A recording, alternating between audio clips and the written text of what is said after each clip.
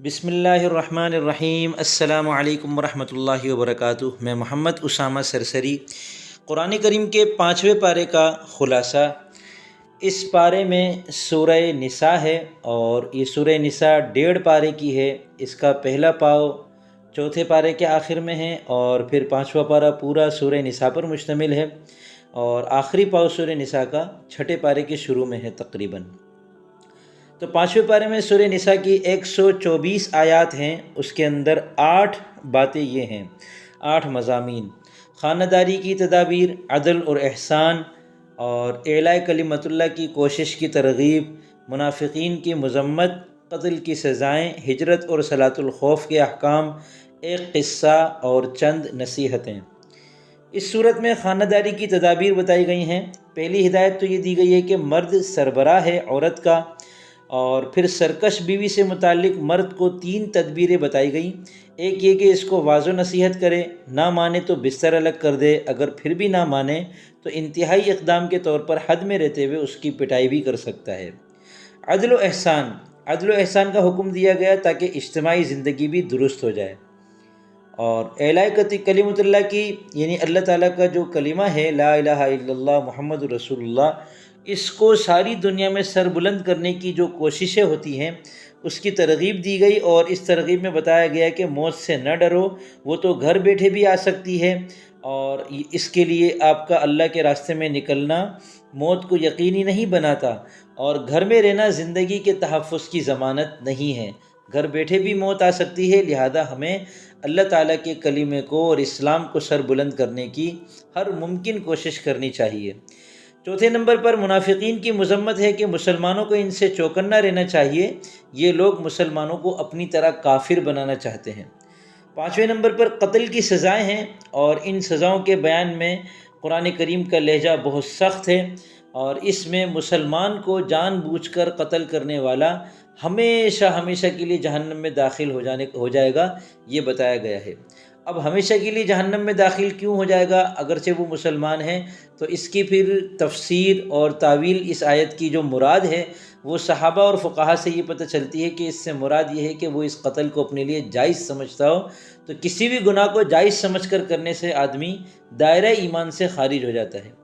6 number پر ہجرت اور صلاۃ الخوف کے احکام ہیں کہ اس میں اعلاء کلمت اللہ کی جو ترغیب دی گئی تھی، اب اس کے لیے بسا اوقات ہجرت کرنی پڑتی ہے، ایک جگہ سے دوسری جگہ منتقل ہونا پڑتا ہے، اور اس سفر کے دوران بسا اوقات دشمن کا خوف ہوتا ہے۔ اب دشمن کا خوف ہونے کی ایک صورت تو یہ ہے کہ دشمن سے براہ راست حملہ ہو رہا ہو اور جنگ چل رہی ہو، تو اس صورت میں تو فقہا یہ کہتے ہیں کہ نماز کو مؤخر کر دیا جائے۔ اس میں فقہاء احناف کا تو یہی قول ہے، دیگر فقہا اس میں دوسری رائے بھی رکھتے ہیں، لیکن جب دشمن سامنے ہو اور ابھی جنگ نہ ہو رہی ہو تو اس صورت میں نماز کا جب وقت آ جائے اور سب کے سب یہ چاہیں کہ ہم ایک ہی امام کے پیچھے نماز پڑھیں، تو اس صورت میں صلاۃ الخوف کے احکام اتارے گئے۔ جسے صحابہ کرام رضوان اللہ علیہ مجمعین سب کی چاہت یہ تھی کہ ہم سرکار دو عالم حضرت محمد صلی اللہ علیہ وسلم کے پیچھے نماز پڑھیں، تو اب اللہ تعالیٰ نے فرمایا وَإِذَا كُنْتَ فِيهِمْ فَأَقَمْتَ لَهُمُ الصَّلَاةَ، جب آپ ان میں ہوں اور ان کو نماز پڑھیں، تو اب سب کے سب نبی علیہ السلام کے پیچھے نماز پڑھیں۔ اس کی تدبیر یہ بتائی گئی کہ آدھا لشکر تو دشمن کے سامنے کھڑا رہے ہتھیار سے لیس ہو کر، اور باقی آدھا لشکر اپنے امام کی اتباع میں 1 رکعت نماز پڑھ لے، اور پھر جب پہلی رکعت کا دوسرا سجدہ کر لیں تو یہ پھر وہاں چلے جائیں دشمن کے سامنے اپنی آدھی نماز چھوڑ کر، اور باقی آدھا لشکر اسی امام کے پیچھے آ جائے اور امام ان کو دوسری رکعت پڑھا، تو امام کی دوسری رکعت ہوگی اور ان کی گویا پہلی رکعت ہوگی۔ تو جو دوسرا لشکر آیا ہے وہ ایسا ہے جیسے کسی کی 1 رکعت چھوٹ گئی ہو، اور جو پہلا لشکر ہے وہ ایسا ہے کہ جس کی 1 رکعت تو امام کے ساتھ ملی اور جو دوسری رکعت ہے اس میں وہ کسی وجہ سے چھوٹ گئی ہو۔ تو پہلی قسم کو لاحق کہتے ہیں فقہ کی اصطلاح میں، اور دوسری قسم کو مسبوق کہتے ہیں۔ تو پہلی قسم والے لاحق کی طرح اپنی نماز مکمل کریں گے، یعنی بقیہ رکعت کو پورا کرنے میں وہ قرات نہیں کریں گے، اور دوسری قسم والے جو ہے وہ مسبوق کی طرح نماز مکمل کریں گے، یعنی وہ اپنی چھوٹی ہوئی جو باقی ماندہ رکعت پڑھیں گے تو اس میں سورہ فاتحہ بھی پڑھیں گے، سورت بھی پڑھیں گے۔ خیر یہ تو فقہی بحث ہے۔ صلاۃ الخوف کا اللہ تعالیٰ نے ایک جو طریقہ بتایا وہ یہ ہے کہ ایک رکعت ایک آدھا لشکر پڑھ لے اور دوسری رکعت آدھا لشکر پڑھ لے۔ اب اس کی صورت کیا ہو، اس کا طریقہ کیا ہو، احادیث کے اندر اس کے متعدد طریقے وارد ہوئے ہیں۔ تو اس میں امام وقت جو ہے وہ جو بھی طریقہ مناسب سمجھتا ہو حالت جنگ کو اعتبار سے وہ ان پہ نافذ کر سکتا ہے۔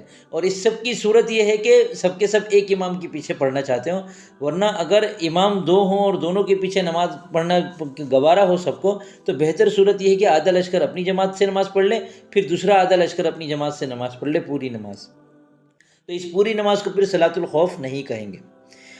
اس بارے میں ایک قصہ بیان کیا گیا ہے۔ ایک شخص جو بظاہر مسلمان مگر در حقیقت منافق تھا، اس نے چوری کی اور الزام ایک یہودی پر لگا دیا۔ نبی کریم صلی اللہ علیہ وسلم تک یہ واقعہ پہنچا تو آپ صلی اللہ علیہ وسلم نے یہودی کے خلاف فیصلہ دینے ہی والے تھے کہ آیت اتر گئی اور اللہ تعالیٰ نے بتا دیا کہ چور وہ مسلمان نما منافق ہے۔ تو چنانچہ وہ چور یہ سن کر بھاگ گیا اور مکہ مکرمہ چلا گیا، اور وہاں جا کر پھر وہ کھلا کافر بن گیا۔ منافق تو تھا ہی، تو اس نے اپنے کفر کا پورا وہاں جا کے اظہار کر دیا۔ چند نصیحتیں دیکھ لیں کہ اس بارے میں بتایا گیا کہ شیطان کی اطاعت سے بچو، وہ گمراہ کرتا ہے، اور ابو الانبیاء حضرت ابراہیم علیہ السلام کی اتباع کرو، عورتوں کے حقوق ادا کرو، اور منافقین کے لیے سخت عذاب ہے۔